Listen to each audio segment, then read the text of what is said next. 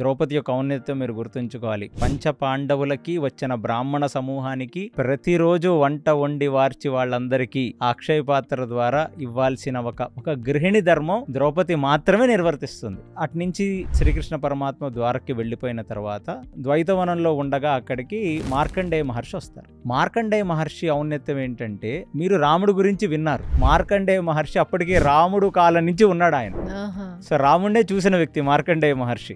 మార్కండేయ మహర్షి వచ్చి, నేను రాముడు వనవాసం చేయగా చూసిన వాడిని, మళ్ళీ ఇప్పుడు ధర్మరాజా నువ్వు వనవాసం చేస్తుంటే చూస్తున్నావు, రాముడులో ఎంత ధర్మం ఉందో మీ పాండవుల్లో కూడా అంత ధర్మం ఉంది అని మార్కండేయ మహర్షి తన నోటితో వాళ్ళకి చెప్తాడు. చెప్పి, పడ్డవాడు ఎప్పుడూ చెడ్డవాడు కాదు, మీరు ధర్మాన్ని పట్టుకొని ఉన్నారు, శ్రీకృష్ణ పరమాత్మ వివేపు ఉన్నాడు, విజయం మీకే వస్తుందని చెప్పి ఆయన ఇంకొన్ని యజ్ఞయాగాదుల గురించి యుధిష్ఠిరుడితో మాట్లాడి అటువైపు నుంచి మార్కండేయ మహర్షి వెళ్ళిపోతారు.